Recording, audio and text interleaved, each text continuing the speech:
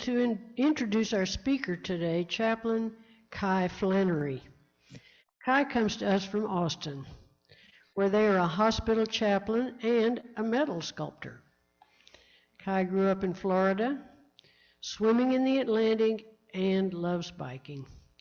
They attended graduate school in American Studies and seminary in Boston, Massachusetts. Kai has worked for several years in clinical settings as a chaplain, as part of a palliative care or hospice team, and is a candidate for UU ministry. Welcome, Kai.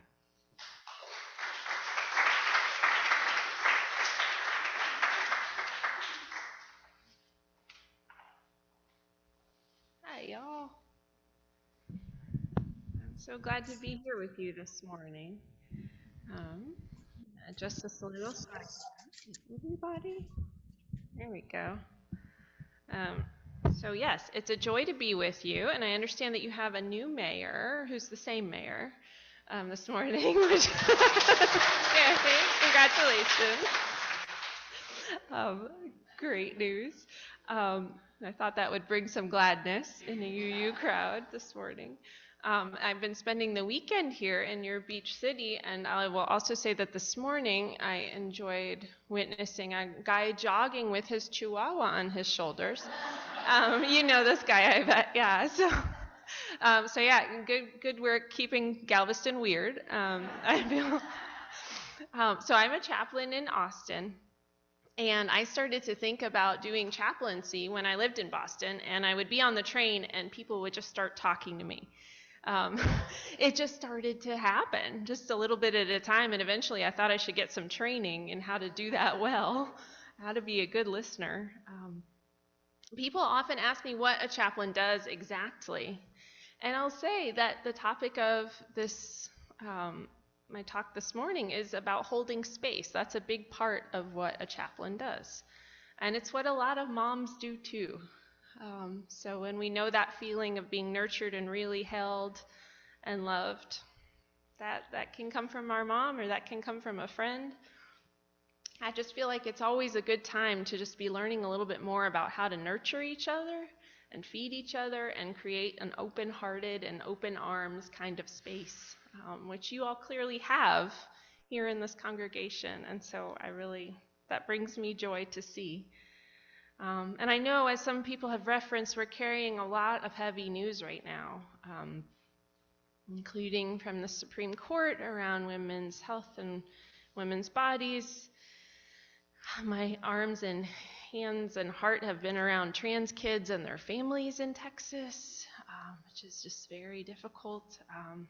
And this past month, I met a Ukrainian woman who, in that same month, had also lost her husband suddenly. So she was just dealing with these two huge body blows at once. And so, like, learning to hold space for that is something we can always use, right? Especially now. And maybe we even want to take some breaths with those things, because just saying them out loud can sort of land in the body, and we can hold on to them. But yeah, we can breathe them in and we can breathe them out. So one of the readings I was thinking of in terms of holding space comes from this book by Mark Nepo called 7,000 Ways to Listen, which is beautiful. And he recovered from cancer, and he went through long treatments of chemo and all kinds of things like that, and started doing spiritual work and spiritual writing while he was being treated for cancer. So he, as somebody who really understands what it is to be in a deep, difficult place where you don't know what's coming next, Mark Nepo is a great author. And he tells this story of, and this is in icy places, not like Galveston, but where a moose falls through a frozen lake, and some hikers come across that moose. And if you think of this giant ungainly creature stuck and confused, and these hikers just put up a tent around the moose overnight to try and stayed with him and shone light on his face and on the ice, trying to keep the ice from melting from freezing and cutting him. And he uses this as a metaphor for like what it can be like when we have this big, deep, ungainly part of ourselves that's grieving or just going through something so hard that doesn't even know how to speak, right?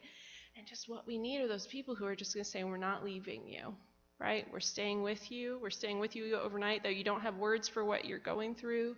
We're going to be with you. Then we're going to find a way to get you towards the shore, which they eventually did. And the moose could walk itself out of the lake, right? It's not a full rescue mission. It's like just a being with until we can find a way to allow ourselves to walk back out again. I don't know about you, but in my family, we were raised to attack problems pretty intellectually. Just like to look in the Bible, too. And those two things are good resources, and also we didn't know tons about emotional intelligence in our family. So I remember being a beginning chaplain and being afraid to walk into a room where something really serious had happened. Where somebody's losing a child or losing a parent or losing a spouse, and just being like, oh my goodness, can I even come close to this? Can I even touch this? Can I even get here? Like why would I be an asset in this room right now? And I remember too that it was just this moment of thinking, oh gosh, I don't know what tools I have. And then being told again and again, it's you going in that is the main important thing. It's that you're there with these folks with a non-anxious presence. It's not that you have this magic clue or magic, salve that's going to take it away. I recently read a book on healing emotional wounds from childhood, and this author, Jasmine Lee Corey, recommended cultivating this nurturing, warm voice within ourselves, right? To find the other people who we can find like a nurturing, warm voice from, a mothering presence in our lives. Though so many folks have spoken of losing their moms this morning, that like we can also provide that for each other, right? We can offer that to ourselves, and we can offer that to each other. No matter our age or situation, we can offer nurturing energy. So holding space, this is an act of care and nurture. It's sort of standing back, being close, but just allowing someone else to cry or learn or do emotional work or vent or explore in your presence. And we all have those times when we need to be held, right? And there's a woman named Heather Plett who wrote a blog post about what it was like to be held emotionally by the nurse at her mother's deathbed. The nurse, you may have read that a couple years back, right? And it was just felt like what it was like to really be held by that nurse while she was going through this. She and her siblings were going through this very intense, wild time, and not knowing what was going to happen, but knowing that they were going to lose their mom and knowing it was going to be difficult. And it just meant so much to Heather that the nurse gave her and her siblings a space to figure out that experience on their own. And was like an ally, could give some clues about, okay, here's what you want to look for, here's what you want to do, but mostly was just there as a support person. And we see facilitators and counselors and mediators who hold space. And there are some of you I know in this congregation who do that and have done that. But any of us can hold space. And so to think about what that means, Heather Plett says, it means that we're willing to walk alongside another person in whatever journey they're on without judging them, without making them feel inadequate, without trying to fix them or trying to impact the outcome. When we hold space for other people, we open our hearts, we offer unconditional support, and we let go of judgment and control. And that's all. That's all you have to do.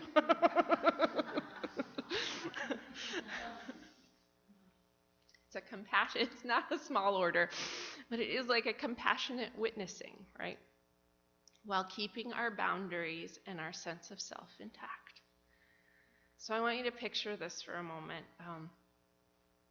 I was beginning chaplain in my residency, and I met a guy coming into the hospital to look in on his dad, and he was probably a little younger than me. He was probably 30. And he'd been mad at his dad for a long time. His dad didn't have a house. His dad had some addiction stuff that was going on for him. And this guy, this 30-year-old son, had so many emotions that were coming. He had anger and grief and frustration and disgust and hopelessness. And I could see him cycling through them in the room with his dad. He's the only guy, and his dad is basically out on medicine at that point. And you also see his struggle. He's trying to live his own life. He's trying to pull himself up without too much help from a guy who he felt like you were supposed to be the guy who showed me how it went, who showed me the way. And in some moments, I could see the anger was winning for him, and he was just coming out with like a lot of yelling. He was yelling in the hospital room, which is why the nurse ended up calling me in. So I just want you to imagine for a minute trying to hold this complexity without judgment, without distancing from that person, without saying, you shouldn't be yelling in a hospital room, or without, why are you so angry? You shouldn't be angry. This makes me uncomfortable. And for me, that was really hard. It was a confronting of my fear, my physical safety to some extent. But it was also a noticing, right? It's like noticing how generous it is for him to be in the hospital at that moment, right? Just knowing just even finding parking at a hospital is a generous act. I mean, let's face it, that's an act of love and sacrifice for him to be there with all of the stuff that he was carrying. So it's just this like slowly walking together and allowing him to express those feelings and staying alert and looking for the openings, right, of places that he could focus on his own strength. I noticed something he had around his neck. He had a crystal around his neck. And I said, oh, what does the stone mean to you? And he just started talking about how, like, oh, I've started making these necklaces, and this is very important to me, and it feels like it carries it carries some joy and strength with it. And it's just like these little moments of noticing that reminded him how he was standing in the world, right? That he had 2 feet, and that he was himself, and that he had brought a lot into that room with him. That is what holding space can be like. It's like loving first, and then doing a little bit of analysis, noticing, de-escalating, and trying to keep an eye on the big picture, right? Just like, what is the strength and what is guiding us in this moment? And it's not always a life and death situation. Although if you've read Marshall Rosenberg's Nonviolent Communication, you probably have read some of those situations where people in his classes had actually used nonviolent communication to de-escalate life or death situations. But I think there are all kinds of times in which we can hold space for people. When someone we know is experiencing grief, clearly. When 2 friends are having an argument and you're in the middle of it. When a family member or a friend says, I need to have a hard conversation with you. Pretty much anything involving the words we need to talk, I know, like, elevates my blood pressure right away. But people don't always know how to ask also for us to hold space for them. But a person might just feel to you a little bit unfocused or aggressive in conversation, and you might just ask, like, what's going on? Hey, what's going on? I'm not... And holding space is really about noticing what we notice, knowing what we know, and also listening deeply to another person to help them uncover what they know. Right? And you may pick these things up very naturally, depending on how your brain is wired and how you were socialized in terms of gender. But we can all learn these skills. Like, we can all learn to fix a car or a bike with some difficulty, perhaps, or to put on our shoes. There are very few people who are born knowing these things without some teaching and learning. Allowing a space for people to uncover what they know. I'll just say, too, that not every situation is the right situation for holding space. That is a really good thing to notice, too. Sometimes it's not safe to have a conversation. Sometimes this is not a person that we can trust with our physical safety or our emotional safety. But if it is a safe situation for you, I think the first thing we can start with is some curiosity, right? As our first reaction to anything is usually ego, I think, pretty reliably. Somebody says, we have to talk. I'm just like, I don't know. Did you see The Fifth Element? And they had these like very spacesuit things, and like where something just like encloses around someone to protect them, right? That's sort of my reaction to we need to talk. But so we can just notice, what's our first reaction? Ooh, am I panicked? Am I offended already? Am I discomforted? So we just notice that first reaction. And then we can turn that lens, we keep that lens inside for a minute, and we say, like, how is it for me right now? How is it for you, for this person in this body? Do I have the capacity to talk or listen right now? Maybe the answer is, I can't do that right now. I can't do this right now, because we don't want to try and hold space if we can't hold it. We don't want to try and open up space if that's not going to be safe, or if we're going to have to drop it later on. But turning outward and listening to someone, that's a form of courage. And turning inward, those moments of turning inward, that's also a huge form of courage. Mark Nepo in his book talks about, he mentions an artist finding his place of stillness. He says, the great poet Stanley Kunitz recalled spending summers as a child on the family farm in Quinnipoxet, Massachusetts. One of his chores, which he delighted in, was to go into the fields at dusk with the shepherd dogs and bring in the cows. The stillness at dusk stayed with him, he said, his whole life.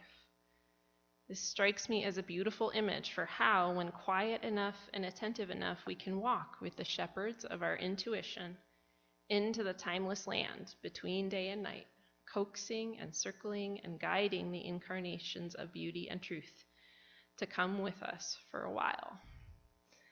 Right? A beautiful image. And it's when we turn inward to find that space, or to see if we have that strength in that moment to really deeply listen. Part of that is finding that place in us, that dusk, or maybe it's at the water for you, or that space where we can really be grounded and calm.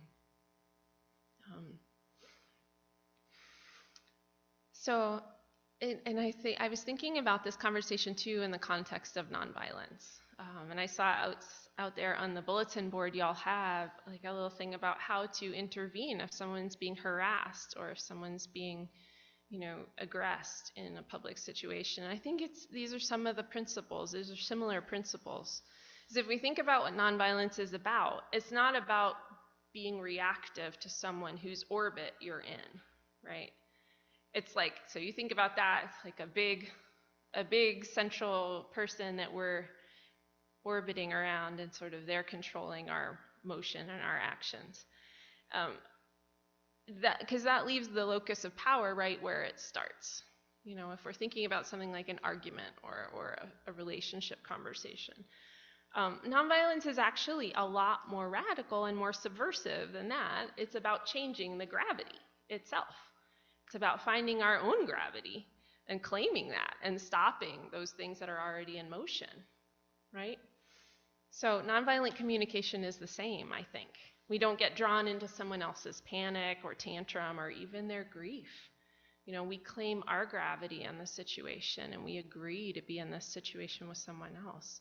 And we make our decisions from our place of groundedness.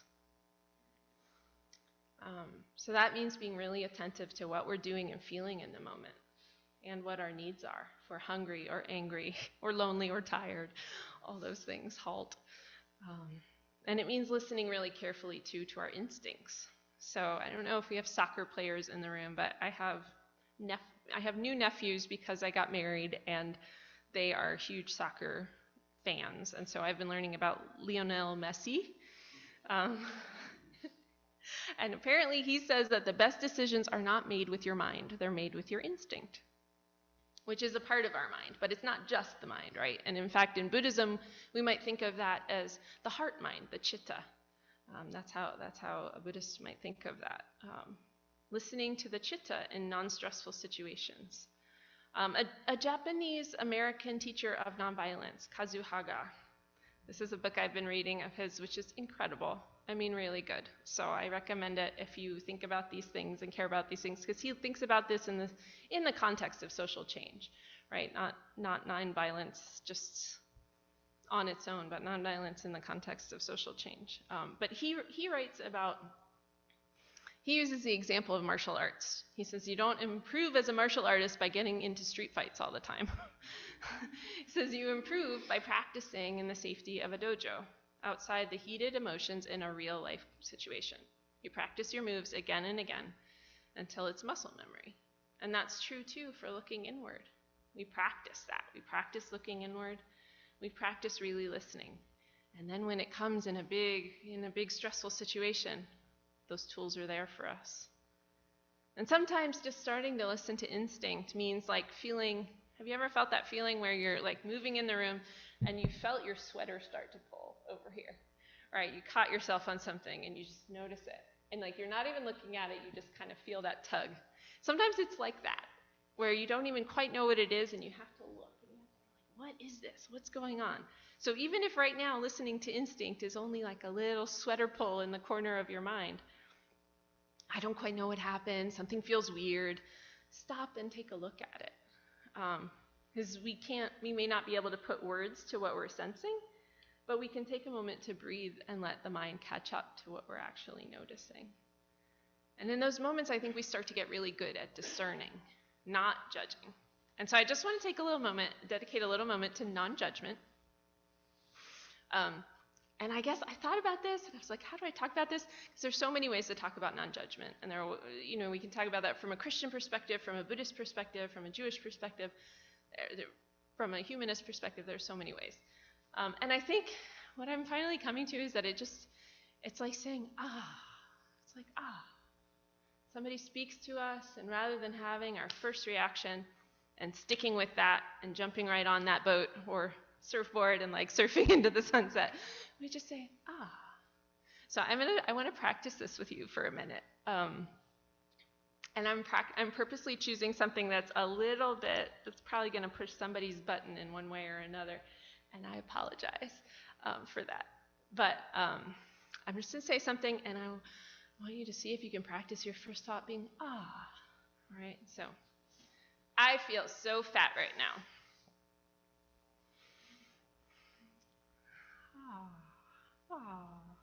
Well, maybe your first thought would be, being fat is not a crime, or no, you're not, or sure you are, or Kai hates themselves, but no, we just say, this is your experience right now.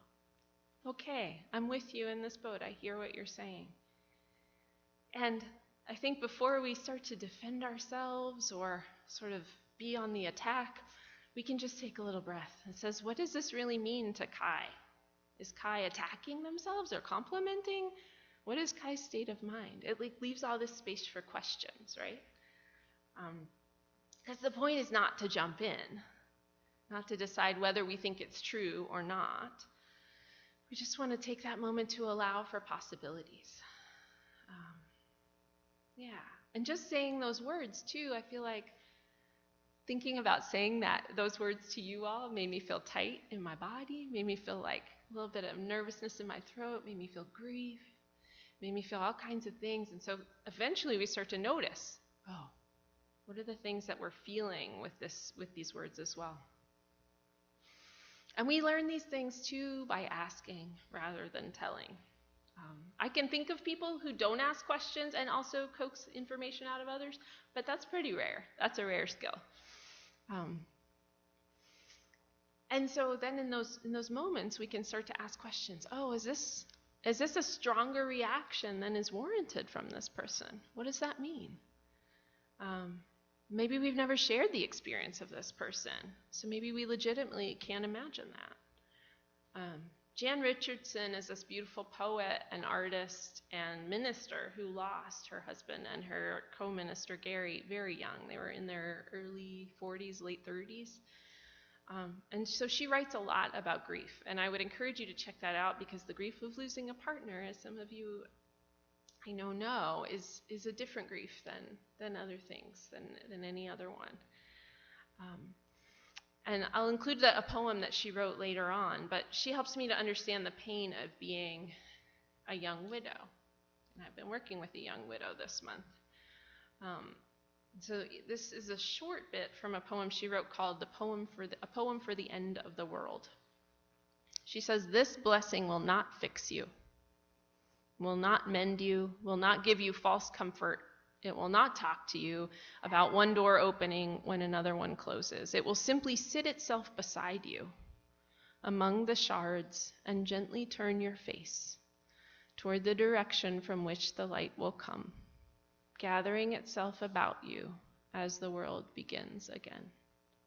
So basically, this blessing is a hug, right? And part of that, what that poem talks about is not knowing, not thinking we know where someone's going in their grief or their journey. And going around our habitual way of doing things. Brené Brown says, "I'd rather blame myself than blame nobody."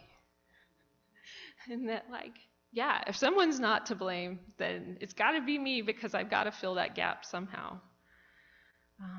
So sometimes a gift we can give of not knowing is just not blaming in the moment. The phrase "it is what it is" can be really useless, and sometimes I really hate that phrase. But it can also be kind of a helpful tool when you're in a holding space kind of conversation and accusations are flying. My husband has this phrase that helps break us out of that, which is banana pants. He says, "Okay, you've got your banana pants on and I've got my banana pants on," which basically means that, like, everybody is so different, and sometimes it feels like we're in a different world from this person. Like, who is this person in their banana pants? I have no idea. And that can give us a moment to blink and, like, breathe. So maybe just the time it takes to say banana pants. Because this is intimacy, right? Those moments where we really discover what's different about another person from ourselves.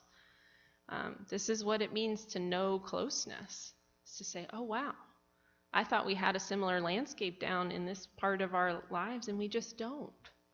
Okay.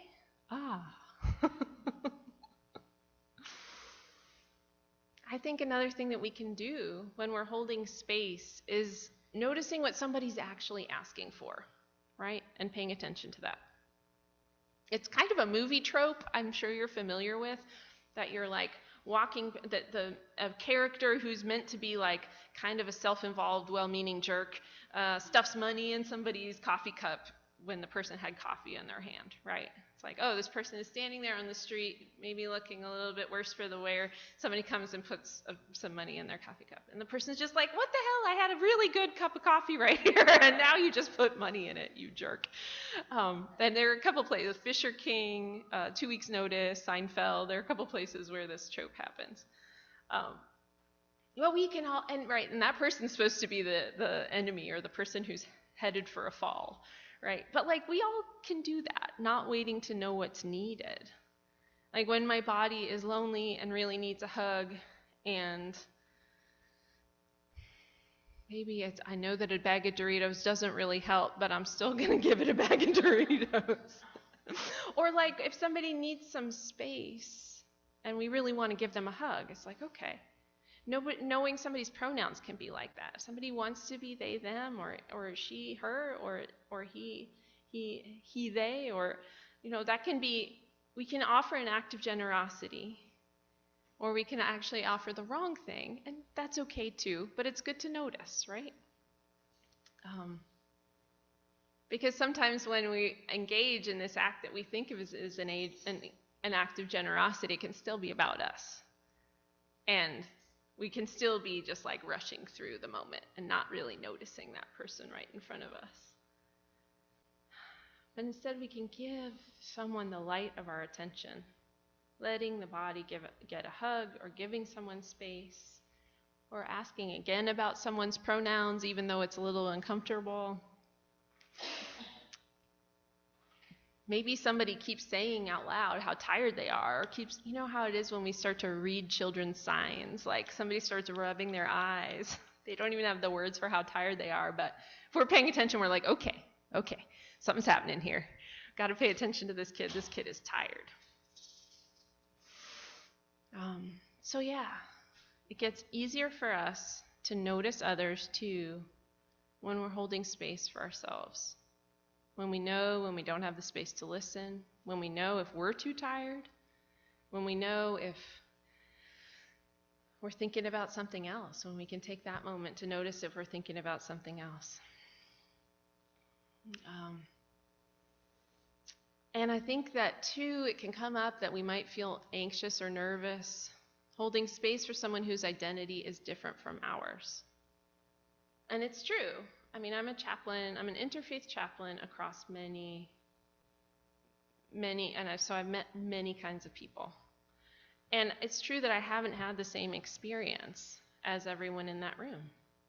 But the roots of racism and sexism and homophobia are about putting our own needs or comfort ahead of someone else's personhood, right?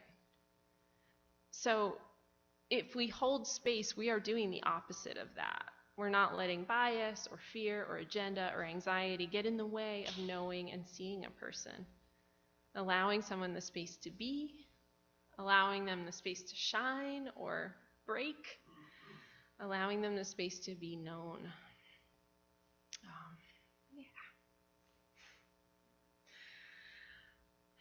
So one of my favorite chaplain sort of mentors, not mentors, but like shining lights, I guess, is Ram Dass, who did some early hospice work, maybe in the 70s here. And he says, we're all just walking each other home, right? Which I love. So parent energy is patient energy, is walking energy for people of all ages. It's like the Townes Van Sant song. If I had no place to fall and I needed to, could I count on you? So I'll close now with Jan Richardson's Lost Blessing. I want you all to have this poem. Because we can become overwhelmed at the prospect of all that it seems like we can't save, all that's intractable and the conflicts that there are to solve. And we may be feeling lost.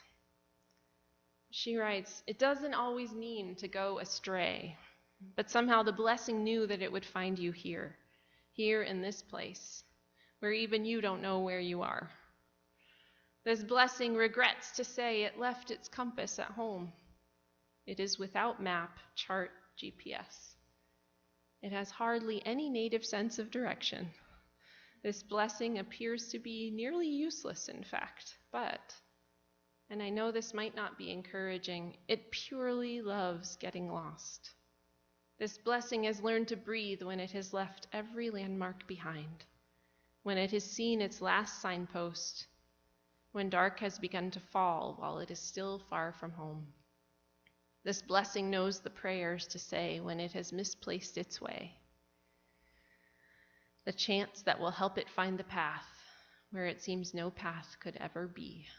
This blessing is good at finding fellow travelers. It loves the company of the lost, the wandering, the confused, the ones who have been walking in circles for days. Loves helping them find water and shelter and shade. It wants you to know that you are not alone. You never have been. You never will be. That it will go with you.